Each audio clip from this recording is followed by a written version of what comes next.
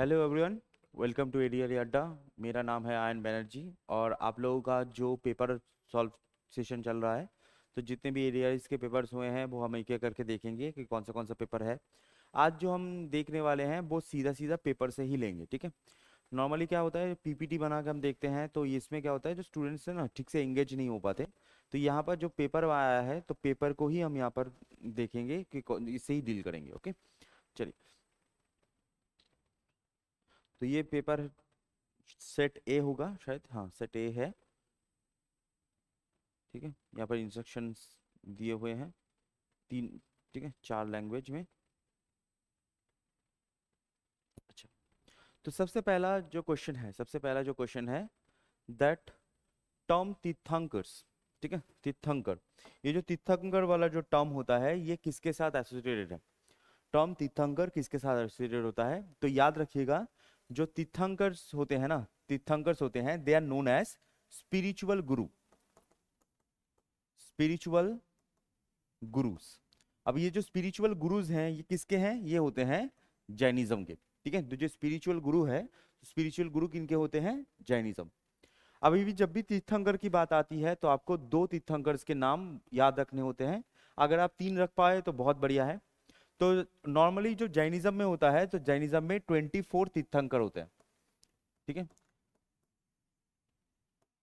24 तीर्थंकर होते हैं, जिसमें से जो फर्स्ट होता है, एकदम फर्स्ट, उनका नाम होता है ऋषभनाथ, ऋषभनाथ, ठीक है।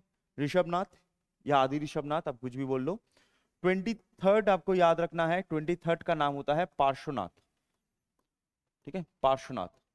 23rd होता है पार्श्वनाथ एंड 24 जो होता है वो होता है महावीर, वो होते हैं महावीर, ठीक है। तो तीर्थंकर, टोटल तीर्थंकर कितने होते हैं? टोटल होते हैं 24, जिसमें से फर्स्ट जो होते हैं उनका नाम होता है ऋषभनाथ। उसके बाद आते हैं 23rd, that is known as Parshvanath, and 24 that is known as Mahavir. तो ये जो 3 तीर्थंकर हैं वो आपको याद रखने होते हैं, ठीक है। अब यहाँ पर एक और चीज याद रखिएगा कि ये स्पिरिचुअल गुरुज जो हैं, स्पिरिचुअल गुरुज जो हैं ये यहाँ के हैं। इसको छोड़कर भी एक स्पिरिचुअल गुरु आपको पूछा जाता है, मैं थोड़ा सा इधर मेंशन कर देता हूँ। इसको छोड़कर भी जो सिख गुरुज हैं तो उनके भी बारे में पूछा जाता है। जब भी गुरु के बारे में पूछा जाएगा तो जो सिख गुरुज हैं उनके बारे में भी पूछा जाता है। अब यहाँ पर कुछ गुरुज का मेंशन है, इन आप जब मिडिवल हिस्ट्री पढ़ोगे तो कुछ गुरुज का मेंशन किया जाता है, तो उन गुरुज को भी थोड़ा सा याद रखना होता है। जैसे फर्स्ट जो होते हैं उनका नाम होता है गुरु नानक, गुरु नानक।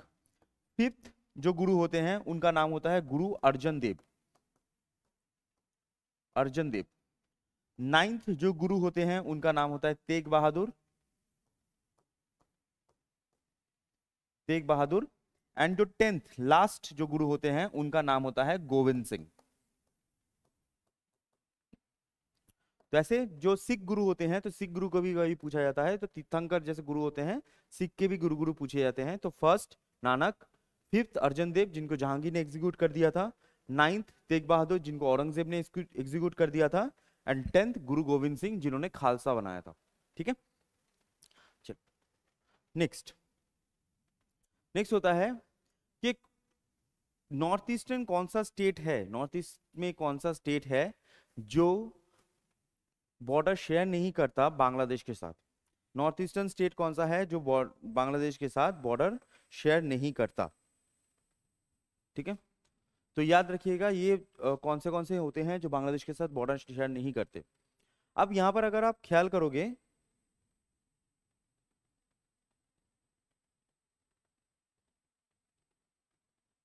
ठीक है, यहां पर अगर आप ख्याल करोगे तो मेघालय एंड त्रिपुरा ये दोनों क्या होते हैं? ये दोनों तो एकदम टच में ही हो जाते हैं, ठीक है, बांग्लादेश के साथ टच में ही हो जाते हैं। उसको छोड़कर त्रिपुरा को, जो पोर्शन है त्रिपुरा, मिजोरम को ढक देती है, मिजोरम को टच नहीं कर पाता। मणिपुर का थोड़ा सा हिस्सा टच हो जाता है। तो यहाँ पर कौन सा स्टेट है जो टच नहीं होता? टच कौन सा स्टेट होता है? That is known as Mizoram, ठीक है। तो आंसर क्या होगा? आंसर होगा मिजोरम, जो टच नहीं होता। अच्छा, अब जब भी बॉर्डर से बात आती है, बांग्लादेश के जब बॉर्डर की बात आती है, तो बांग्लादेश से बॉर्डर में आपको कुछ याद रखना है कि ये इंडिया का सबसे लॉन्गेस्ट बॉर्डर है, बांग्लादेश के साथ जो बॉर्डर होता है वो इंडिया का सबसे लॉन्गेस्ट बॉर्डर है। और ये जो लॉन्गेस्ट बॉर्डर होती है इसका जो नाम होता है वो होता है रैटक्लिफ लाइन। ठीक है, रैटक्लिफ लाइन बांग्लादेश के साथ। उसके बाद जो नाम होता है that is known as Radcliffe line. Next, इस रैटक्लिफ लाइन को प्रोटेक्ट कौन करती है? रैटक्लिफ लाइन को प्रोटेक्ट करती है BSF, border security forces, BSF. ठीक है, बीएसएफ पूरा का पूरा इसको प्रोटेक्ट भी करती है। अच्छा, अब बॉर्डर्स छोड़ के कुछ बॉर्डर्स जो हैं जो आपको थोड़े से पता होने चाहिए, कुछ बॉर्डर्स के नाम या फिर कुछ बॉर्डर्स का सिस्टम जो आपको पता होने से अच्छा होगा। जैसे फॉर एग्जांपल अगर आपको पूछा जाए कि पाकिस्तान पाकिस्तान पाकिस्तान के साथ कौन सा बॉर्डर होता है, तो उसका नाम होता है रैटक्लिफ। ठीक है, पाकिस्तान के साथ होता है रैटक्लिफ। नेक्स्ट, अफगानिस्तान अफगानिस्तान के साथ होता है डूरंट, अफगानिस्तान के साथ होगा डूरंट। अच्छा, नेक्स्ट अफगानिस्तान छोड़कर अगर आप बोला जाए नेपाल, नेपाल तो नेपाल के साथ ऐसा कोई परमानेंट बॉर्डर तो नहीं होता है, बट नेपाल में एक रिवर होती है जिसका नाम होता है काली रिवर। तो ये जो काली रिवर होती है वो इसको बॉर्डर बना देती है। ठीक है, नेक्स्ट श्रीलंका जो फेमस फेमस है और जो थोड़ा सा अनकॉमन है। तो श्रीलंका में आपको दो चीजें मिलेंगी, एक होता है आपका पॉक स्ट्रेट, एक होता है पॉक स्ट्रेट, सॉरी स्ट्रेट मैंने लिख दिया, पॉक स्ट्रेट, और दूसरा होता है gulf of Mannar, gulf of Mannar. ठीक है, तो श्रीलंका में दो चीजें होती हैं, पॉक स्ट्रेट और गल्फ ऑफ मन्नार। ये दोनों में डिफरेंस किया जाता है, पाकिस्तान में रैटक्लिफ इसने। अच्छा, और भूटान में याद रखिएगा, भूटान में जो होता है वो भी आपका रैटक्लिफ लाइन ही इसको बोलते हैं। ठीक है, भूटान का जो लाइन होता है उसको भी हम रैटक्लिफ लाइन ही बोलते हैं। और चाइना, ऑब्वियसली चाइना तो आपको याद होना ही चाहिए, that is known as McMahon, China होता है मैकमोहन। अब ये है कि इनको कौन सा प्रोटेक्ट करती है, कौन कौन प्रोटेक्ट करता है, ये भी अगर पूछा जाए तो रैटक्लिफ लाइन को प्रोटेक्ट करती है बीएसएफ।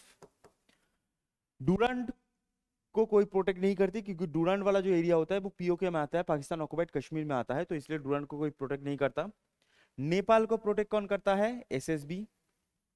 ठीक है, श्रीलंका को प्रोटेक्ट कौन करता है? That is navy. भूटान को प्रोटेक्ट कौन करता है? एसएसबी। एंड इसमें करती है आईटीबीपी। ठीक है, आईटीबीपी, तो ये उनको प्रोटेक्ट करते हैं। क्लियर?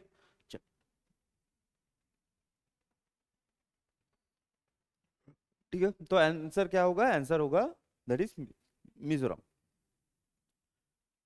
नेक्स्ट पूछा जाता है find the odd one out, find the odd one out, तो इसमें से ऑड वन कौन सा है? Find the odd one out, तो इसमें से ऑड वन कौन सा है? तो सबसे दिया गया है गैंगटॉक, इंफॉल, अगरतला एंड दीमापुर। तो यहाँ पर आप चीज ख्याल करोगे तो Gangtok is the capital of Sikkim, Imphal is the capital of Manipur, Agartala is the capital of Tripura, but there is a Dimapur. Dimapur जो होता है वो नागालैंड में होती है, बट नागालैंड की कैपिटल नहीं है। तो ये ऑड वन कौन सा है? That is Dimapur. तो दीमापुर आपको मिलेगा कहाँ पर? दीमापुर मिलेगा आपका नागालैंड में। एंड नागालैंड की जो कैपिटल होती है वो होती है कोहिमा। ठीक है, तो सिक्किम का कैपिटल गैंगटॉक, मणिपुर का इंफॉल, त्रिपुरा का अगरतला, नागालैंड का Kohima, and that is Arunachal. Arunachal, Arunachal का होता है ईटानगर, ईटानगर। एंड जो मिजोरम है, मिजोरम का होता है आइजल, मिजोरम का होता है आइजल। ठीक है, चल ये आता है। नेक्स्ट, नेक्स्ट लाई हराओबा, लाई हराओबा जो होती है वो किसकी होती है? ठीक है, लाई हराओबा जो होती है, ये जो फेस्टिवल होता है लाई हराओबा, तो लाई हराओबा जो होती है वो किसकी होती है?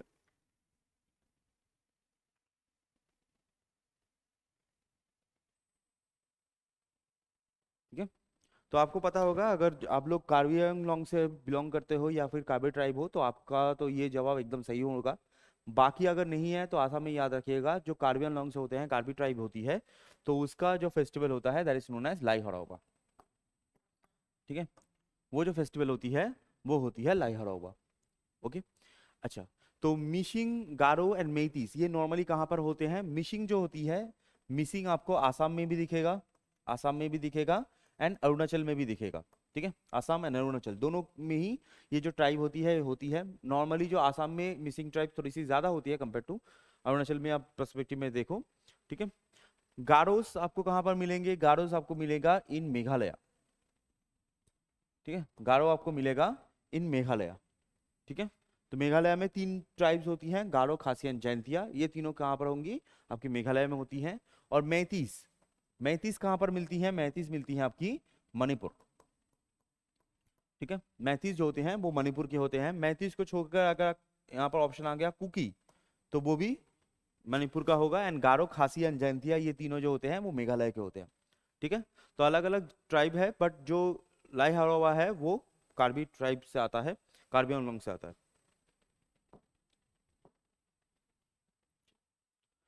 Next, Kangla fort. Kangla fort कहां पर आपको दिखेगा? जो कांगला फोर्ट है वो कहां पर आपको दिखेगा?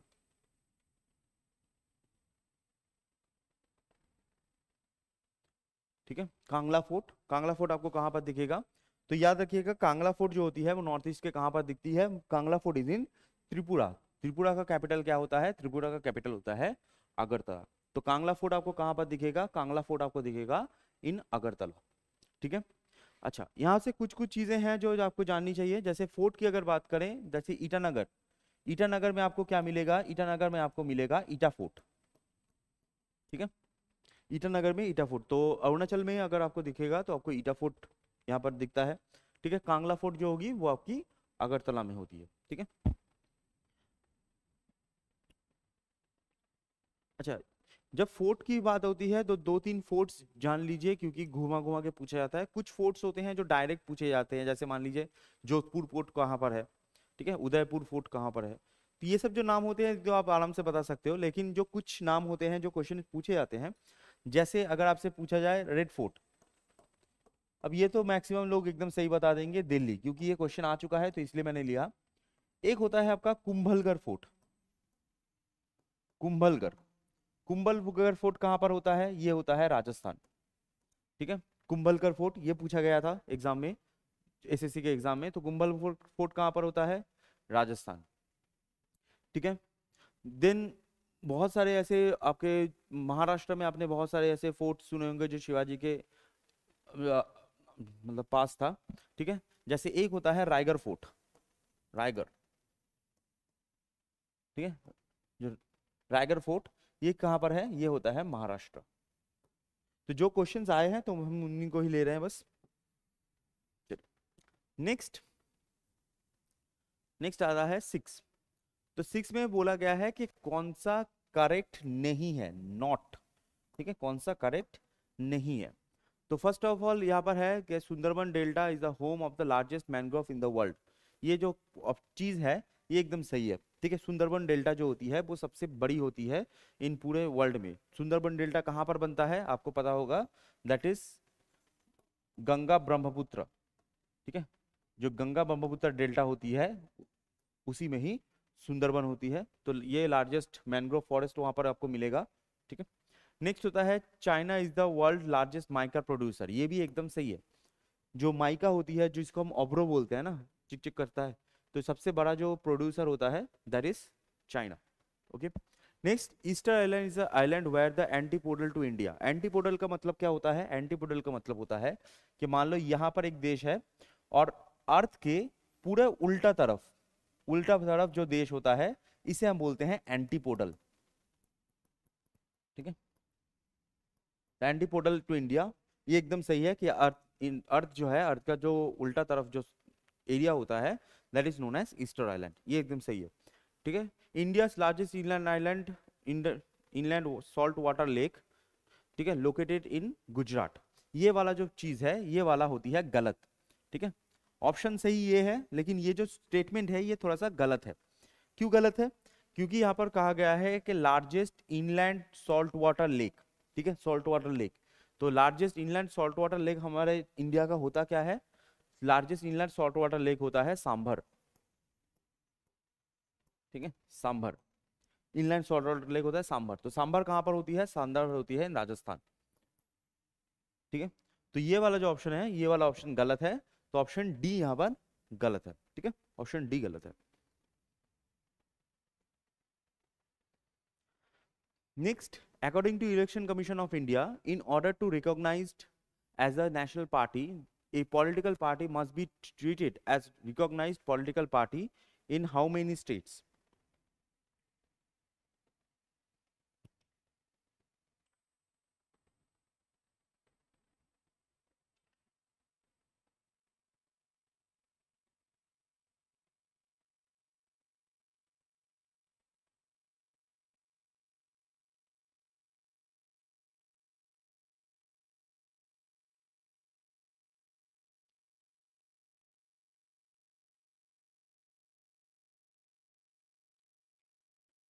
ठीक है, तो अकॉर्डिंग टू इलेक्शन कमीशन कितना होना चाहिए? इलेक्शन कमीशन के हिसाब से, अकॉर्डिंग टू इलेक्शन कमीशन के हिसाब से, तो याद रखिएगा 4।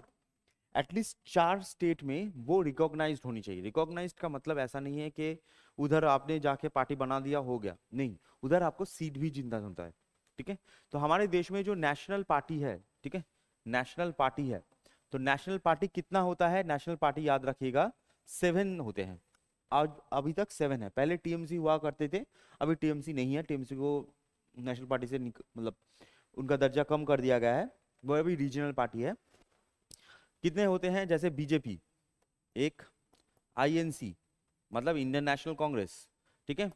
नेक्स्ट बहुजन पार्टी, बीजे सॉरी बीएसपी लिखने से अच्छा होगा, इसको बीएसपी लिख देता हूं मैं, Bahujan Samajwadi party, BSP. Next आपका होता है आप, ठीक है, सीपीआईएम, सीपीआई, सीपीआईएम मार्क्सवाद and NPP national people's party, ठीक है। तो कितने हुए? 1 2 3 4 5 6 7। तो ऐसे 7 स्टेट्स हैं, 7 स्टेट्स हैं जो आपको यहाँ पर दिखेंगे, ठीक है। जो 7 होते हैं, 7 पार्टीज जो नेशनल पार्टी के कैटेगरी में आती हैं, ठीक है। ऐसे 7 पार्टीज हैं, BJP, INC, BSP, AF sorry AAP, CPI, CPIM and NPP. Okay, अच्छा। नेक्स्ट आता है who among the following said freedom is my birthright, ठीक है, freedom is my birthright and I shall have it, ठीक है। तो कौन सी party, कौन से प्रवक्ता हैं जिन्होंने ये कहा था कि स्वराज मेरा अधिकार है, मैं लेके रहूंगा? तो दैट इज नोन एज बाल गंगाधर तिलक, ठीक है। तो ये कहा गया था भाई बाल गंगाधर तिलक। अब यहाँ पर चीज याद रखिएगा कि यहाँ पर से जो कोर्ट है, तो कोर्ट से बहुत सारे टाइप के कोर्ट्स जो होते हैं वो पूछे जाते हैं। फॉर एग्जाम्पल,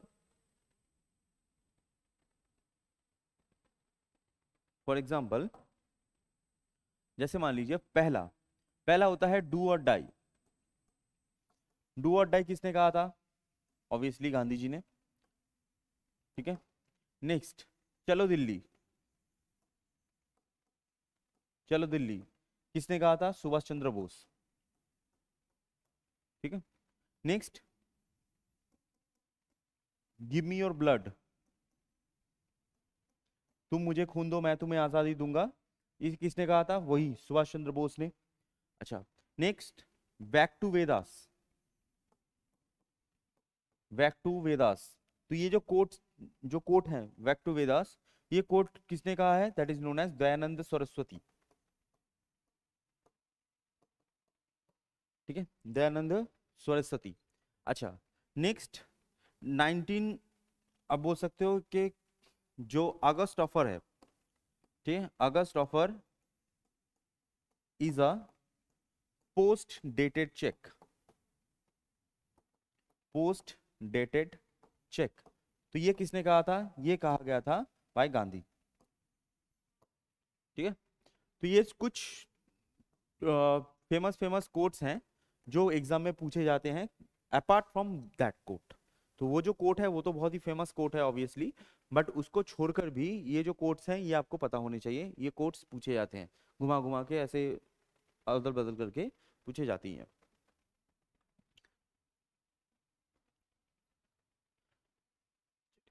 नेक्स्ट आता है the second battle of Panipat. Second battle of Panipat, ठीक है। The second battle of Panipat किस अकबर और हिमू के बीच कहाँ पर हुआ था, ठीक है। कब, किससे साल हुआ था, और इस जगह तो पानीपत है, तो किस कौन से साल में हुआ था, तो याद रखिएगा 1556 को, ठीक है। 1556 को होता है सेकेंड बैटल ऑफ पानीपत। अभी जो पानीपत वाली जो एरिया है, जो पानीपत वाली एरिया है, ये होती है आपकी हरियाणा, ठीक है। ये होता है आपका हरियाणा में, ठीक है। अच्छा, पानीपत और ये जो पोर्शन है, ये जो पूरे पोर्शन है, तो यहाँ से आपको कुछ चीजें हैं जो आपको थोड़ा सा याद रखनी पड़ेंगी। ओके, मैं थोड़ा सा मेंशन कर देता हूँ आपको कि कौन सी चीज आपको याद रखनी होती है। जब भी पानीपत का बैटल होता है, पानीपत बैटल, ठीक है, तो पानीपत का जब बैटल होता है तो यहाँ पर तीन बैटल्स होते हैं। तो सबसे पहला होता है 1526, 1526 बाबर वर्सेस इब्राहिम लोदी।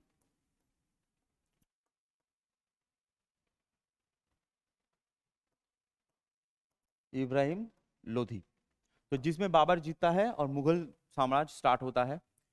अच्छा, नेक्स्ट होता है 1556, 1556 between versus Akbar versus Hemu.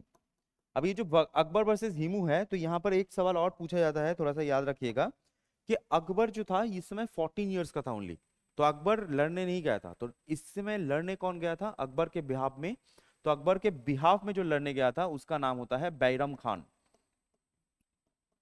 ठीक है, बैरम खान। नेक्स्ट 1761, तो 1761 में क्या किसका साथ होता है, मराठा, मराठा वर्सेस अहमद शाह अब्दाली, अहमद शाह अब्दाली, ठीक है, अहमद शाह अब्दाली। तो ये तीन बैटल्स होते हैं, मोस्टली तीन बैटल्स। लेकिन यहाँ पर क्या होता है, कभी कभी अकबर से जुड़ा हुआ क्वेश्चन पूछा जाता है या फिर बाबर से जुड़ा हुआ क्वेश्चन पूछा जाता है। क्यों? क्योंकि जो बैटल्स इनके साथ हुए थे, तो ये थोड़े से इंपॉर्टेंट बैटल्स होते हैं, जो दो बैटल्स आपको याद रखने हैं, ठीक है, जो इनके साथ हुए थे वो पूछे जाते हैं। जैसे एक होता है 1528, 1528-29 में एक बैटल होता है जिसका नाम होता है battle of Khanwa, battle of Khanwa. ये जो बैटल ऑफ खानवा होता है, ये होता है बाबर के साथ, बाबर वर्सेस राणा संगा, राणा संगा, ठीक है। होता है बैटल, फर्स्ट होता है बाबर वर्सेस राणा संगा। नेक्स्ट एक और बैटल आपको याद रखनी है, दैट इज 1576, 1576 में एक और बैटल होता है, that is battle of Haldi Ghati, battle of Haldi Ghati. अब बैटल ऑफ हल्दी घाटी होता है बिटवीन अकबर वर्सेस महाराणा प्रताप, ठीक है, महाराणा प्रताप। मजेदार बात यह है कि बाबर और राणा संगा जो लड़ाई होती है बैटल ऑफ खानवा, बाबर का जो ग्रैंडसन है वो होता है अकबर, और राणा संगा का जो ग्रैंडसन है वो होता है महाराणा प्रताप, ठीक है। ग्रैंड दादू के बीच लड़ाई हुई, ग्रैंडसन के बीच लड़ाई हुई, तो इसमें बाबर जीता था, इसमें अकबर जीता था, ठीक है। और यहाँ पर अकबर लड़ने नहीं आया था, यहाँ पर अकबर लड़ने नहीं आया था। अकबर की जगह अगर कभी पूछा जाए, इतना टफ तो नहीं पूछा जाएगा, ये नॉर्मली एसएससी लाइव टेबल का क्वेश्चन हो जाता है, लेकिन अगर पूछा जाए कि अकबर की जगह कौन सा उसका सेनापति था जो लड़ने आया था, उनका नाम होता है मान सिंह, राजा मान सिंह,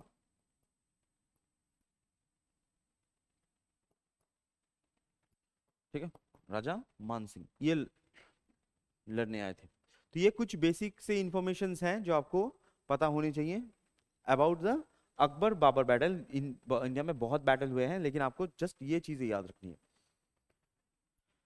ठीक है। चलिए नेक्स्ट, नेक्स्ट आता है when did the election commission first enforce the none of the above, NOTA, NOTA. तो नोटा जो होती है, मैं हटा देता हूं, नोटा जो होती है वो फर्स्ट कब इंप्लीमेंट किया गया इन असेंबली इलेक्शन, ठीक है। नोटा जो होती है वो कब पहली बार फर्स्ट टाइम इंप्लीमेंट किया गया।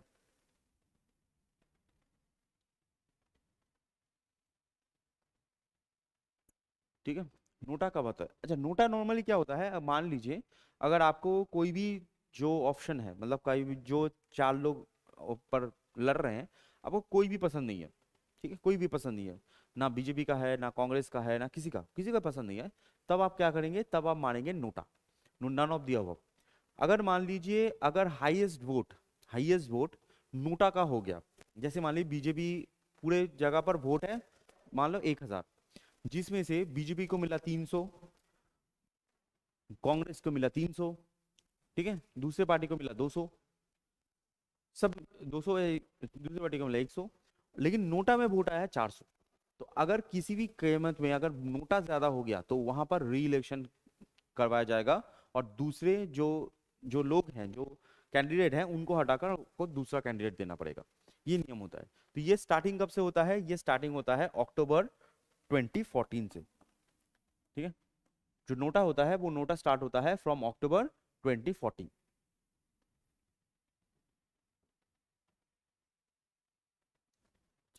Next, international court of justice.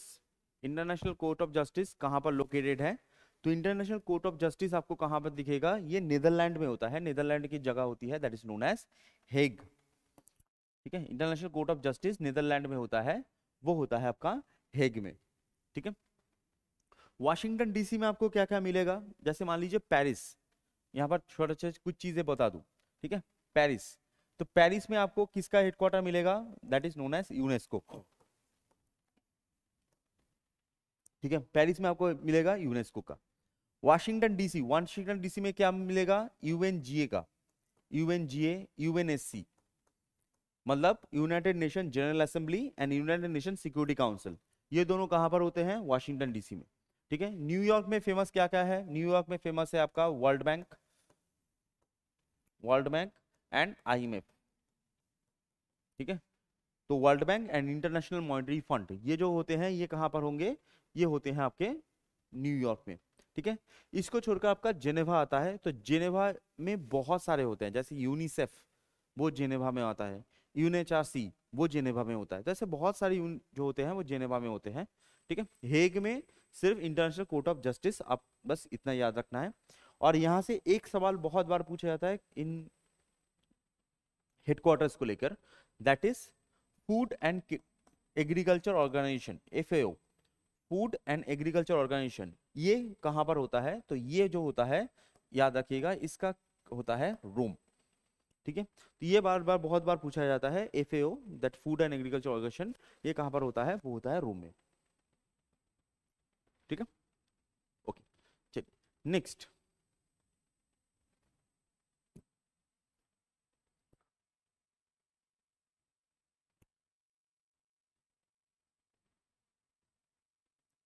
Next होता है,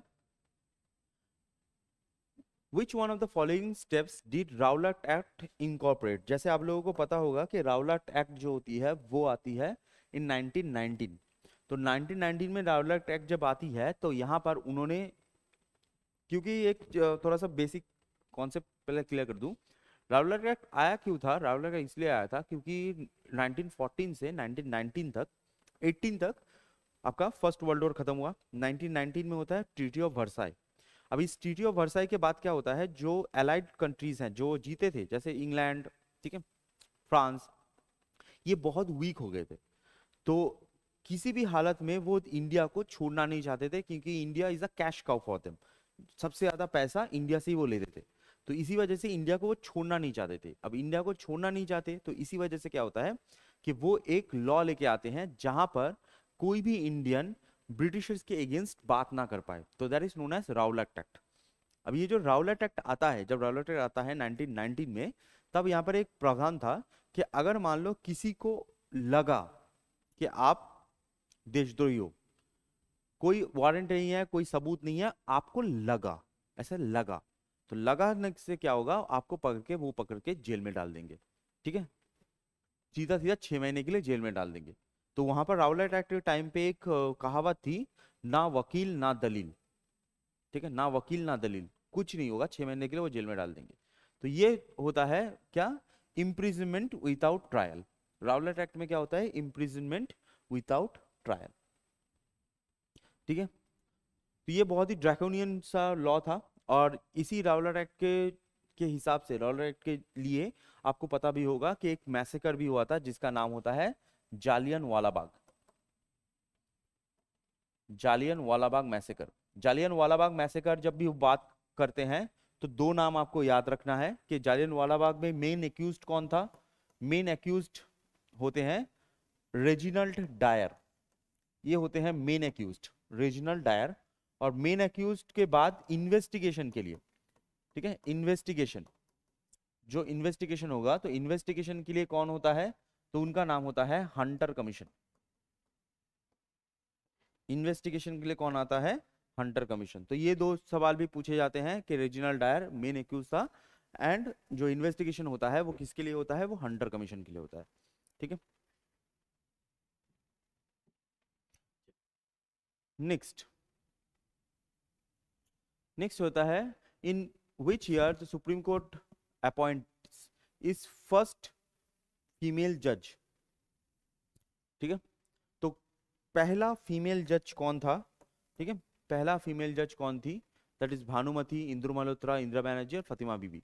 तो याद रखिएगा फर्स्ट फीमेल जज कौन थी, तो फर्स्ट फीमेल जज होती हैं फातिमा बीबी, ठीक है, फर्स्ट जो फीमेल जज है सुप्रीम कोर्ट की। अच्छा, तो सुप्रीम कोर्ट ऑफ इंडिया जो बात हम करते हैं, सुप्रीम कोर्ट ऑफ इंडिया, चलो थोड़ा सा आपको इसको बड़ा करके समझाते हैं। जब भी हम सुप्रीम कोर्ट ऑफ इंडिया की बात करते हैं,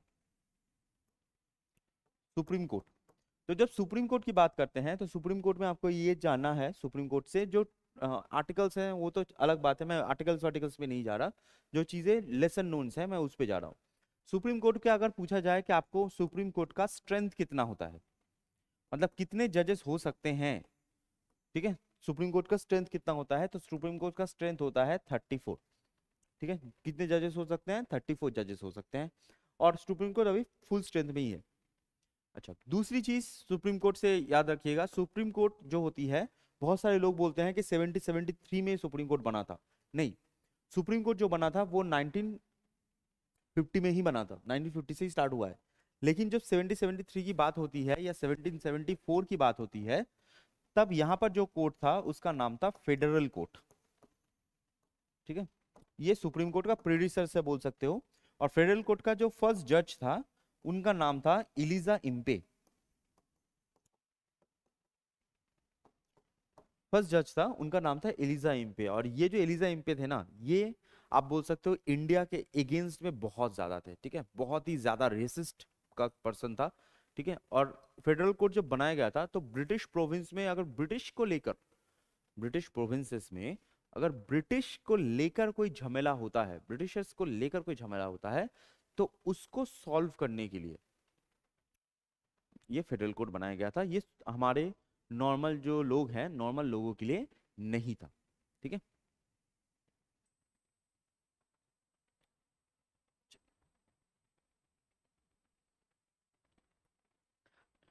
नेक्स्ट, इंडिया वोटा, इंडिया में जो मिनिमम एज है, तो पहले क्या थी मिनिमम एज, पहले थी 21, पहले थी 21, मिनिमम एज थी 21। तो ये जो वोटिंग का 21 है उसको 18 कब किया गया,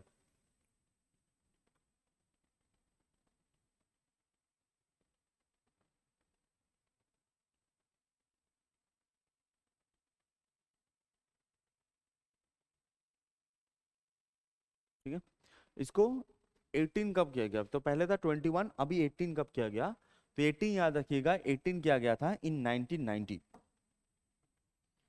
ठीक है। तो 18 किया गया था इन 1990, पहले 21 हुआ करता था, उसके बाद होता है 18, दैट इज 1990।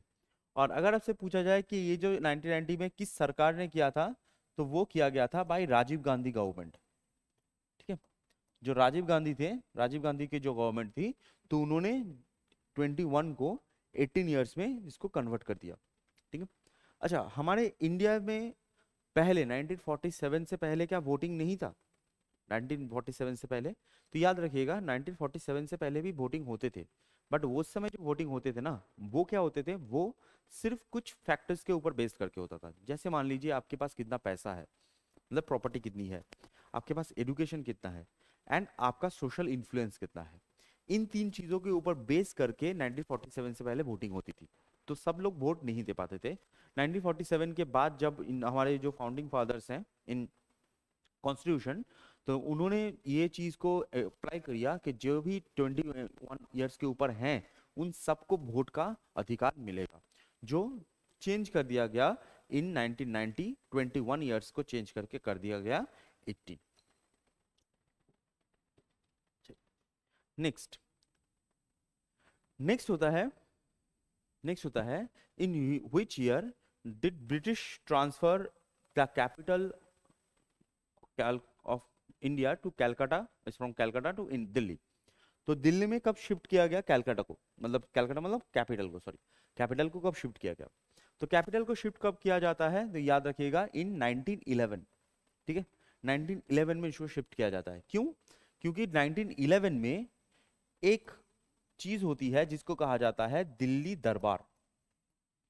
अब दिल्ली दरबार जो होता था वो उस समय जो किंग थे, जो किंग जॉर्ज, ठीक है, किंग जॉर्ज फिफ्थ, ये जो किंग जॉर्ज फिफ्थ हैं उनके कोरोनेशन के लिए पार्टी रखी गई थी। कोरोनेशन का मतलब होता है वो किंग बने हैं, उनके लिए पार्टी रखी गई थी इन दिल्ली। अब ये जो दिल्ली है, ये चीज याद रखिएगा, ये जब 1911 की बात कर रहे हैं हम, तब यहाँ पर क्या हो रहा है, यहाँ पर फ्रॉम 1905 टू 1911 यहाँ पर क्या चल रहा है, यहाँ पर चल रहा है बंगाल पार्टीशन। ठीक है, यहाँ पर चल रहा है बंगाल पार्टीशन, तो यहाँ पर बंगाल पार्टीशन चल रहा है। तो दिल्ली दरबार में क्या होता है, दिल्ली दरबार में वो आते हैं और ये जो बंगाल पार्टीशन है जिसको स्टार्ट किया था 1905, स्टार्ट किया गया था बाई नेथानियल कार्जन। ठीक है, नेथानियल कार्जन, तो नेथानियल कार्जन ने उसको स्टार्ट किया था बट इसको खत्म कर दिया 11 में। ठीक है, तो ये दिल्ली दरबार होता है। सिर्फ दिल्ली दरबार एक बार नहीं होता, दिल्ली दरबार टोटल 3 बार हुआ था, जिसमें से यही एक है जो यहाँ पर कैलकाटा को शिफ्ट कर दिया गया था। कैलकाटा जो एरिया है तो वहां से कैपिटल को शिफ्ट करके कर दिया गया दिल्ली। क्यों? बंगाल पार्टीशन में बहुत झमेला चल रहा था, स्वदेशी मूवमेंट चल रहा था, तो इसी वजह से उसको चेंज कर दिया गया दिल्ली, जिससे इफेक्ट ना हो एडमिनिस्ट्रेशन में। ठीक है, एडमिनिस्ट्रेशन मतलब जो होल्ड रहे ब्रिटेन का, वो होल्ड बना रहे, ब्रिटेन के हाथ से इंडिया ना चले जाए, तो इसी वजह से इसको चेंज कर दिया गया। अच्छा, अब ये जो कैपिटल है, यहाँ पर एक चीज याद रखिएगा, जो कैलकाटा है, कैलकाटा है, तो आज आप लोगों को पता होगा जो कैलकाटा है तो इसका नाम क्या होता है, इसका नाम होता है कोलकाता। जो कैलकाटा है तो वो होता है कोलकाता। तो ये जो कोलकाता है, तो कोलकाता कब बनी है, कोलकाता बनी है 2002 में। ठीक है, 2002 में इसका नाम चेंज होता है, कैलकाटा से नाम चेंज होता है टू कोलकाता। क्यों? क्योंकि as per the history is concern, ये जो एरिया था इसका पहले नाम होता था कोलिकाता। ठीक है, कोलिकाता बोलते थे, तो इसी वजह से वो लोग तो बोल नहीं पाते थे, वो ठाकुर को टेगौर बोलते हैं। ठीक है, ठाकुर को टेगौर बोलते थे, उमेश चंद्र को ओमेश चंद्र बोलते थे, तो इसी वजह से कैलकाटा को कैलकाटा नाम दे दिया गया था, जो चेंज हुआ 2002 में।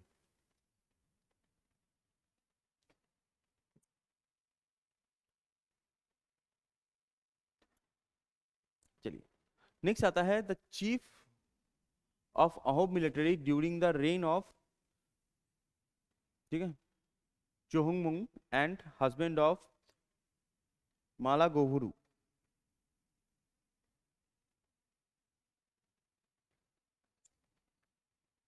ठीक है, तो वो कौन है, तो वो होते हैं यहाँ पर फिशरमैन बोरगोहीन। ठीक है, फिशरमैन बोरगोहीन। अच्छा, next next in which year viceroy was given to governor general. तो कौन से साल में जो गवर्नर जनरल थे उनको एक और एडिशनल पॉइंट दिया गया, एडिशनल चीज दी गई, that is known as viceroy. तो ये कब होता है, ये होता है in 1858 charter act. 1858 charter act. जैसे आप लोगों को पता होगा इन 1857 में क्या होता है कि यहाँ पर एक बहुत बड़ा रेवोल्यूशन करने की कोशिश की जाती है जो बहुत कहीं कहीं कहा जाता है कि इंडिया का फर्स्ट इंडिपेंडेंस का अवार्ड भी था, that is known as 1857 revolt. अब 1857 रिवॉल्ट जब होता है ना, तो वो 1857 रिवॉल्ट खत्म होते होते 1858 हो जाता है। अब 1858 में ब्रिटेन से खबर आती है कि जो ईस्ट इंडिया कंपनी है जिसकी वजह से रिवॉल्ट हुआ है उसको हटा दो, ईस्ट इंडिया कंपनी हटा दिया गया जाता है। एंड ब्रिटेन यहाँ पर इंडिया पे पूरा का पूरा रूल करना स्टार्ट कर देता है। ठीक है, तो यहाँ से एक आती है 1857 में एक चार्टर आता है, ठीक है, क्वींस प्रोक्लेमेशन बोलते हैं उसको। वो जो क्वींस प्रोक्लेमेशन आता है तो वहां पर कहा जाता है कि इंडिया अभी ब्रिटिश के अंडर है और इंडिया का जो क्वीन है वो है रानी विक्टोरिया। ये आता है। अब ब्रिटिशर्स इधर नए हैं, ईस्ट इंडिया कंपनी बहुत सालों से है, तो ईस्ट इंडिया कंपनी के जो लोग हैं, गवर्नर जनरल सिस्टम, ये सब सिस्टम, इस सिस्टम को तो हटा नहीं सकते ना, ऑब्वियसली इस सिस्टम को हटा नहीं सकते। तो इसीलिए जो गवर्नर जनरल है उस समय, उनको एक और एडिशनल पोस्ट दिया जाता है, एडिशनल नाम दिया जाता है, that is known as viceroy. तो ये जो वाइस रॉय होते हैं, उस समय जो गवर्नर जनरल थे वाइस रॉय थे, तो याद रखिएगा ऐसे, जो वाइस रॉय है वो ही गवर्नर जनरल है, दोनों सेम है। तो वाइस रॉय या गवर्नर जनरल किसको रिपोर्ट करेगा? वो करेगा किंग या फिर क्वीन को। ठीक है, किंग या फिर क्वीन को। और यहां पर एक और पोस्ट बनाया जाता है जो वाइस रॉय के ऊपर था। ठीक है, हम नॉर्मली गवर्नर जनरल को ही जानते हैं, ठीक है, लेकिन गवर्नर जनरल के भी ऊपर था, that is known as secretary general. Secretary general, ये जो सेक्रेटरी जनरल था ये किसको देगा? ये देगा पार्लियामेंट को। ब्रिटेन जो पार्लियामेंट है, ब्रिटेन की पार्लियामेंट को ये खबर देगा। जैसे आज हम पीएम ही जानते हैं ना, लेकिन पीएम से भी, पीएम के ऊपर कौन है? प्रेसिडेंट, वैसा ही केस था। ठीक है, तो 1857 में किया गया था। तो फर्स्ट वाइस रॉय, जो फर्स्ट वाइस रॉय थे, फर्स्ट वाइस रॉय, तो उनका नाम क्या था? उनका नाम था कैनिंग। ठीक है, उनका नाम था कैनिंग। तो फर्स्ट वाइस रॉय जो होते हैं तो उनका नाम होता है कैनिंग। ठीक है,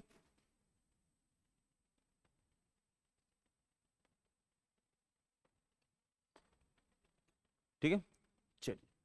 अच्छा, तो अभी आज के लिए हम इतना ही रखते हैं। ठीक है, नेक्स्ट वीडियो में बाकी जो क्वेश्चंस हैं वो क्वेश्चंस को एक एक करके कवर करेंगे। ठीक है, थैंक यू सो मच।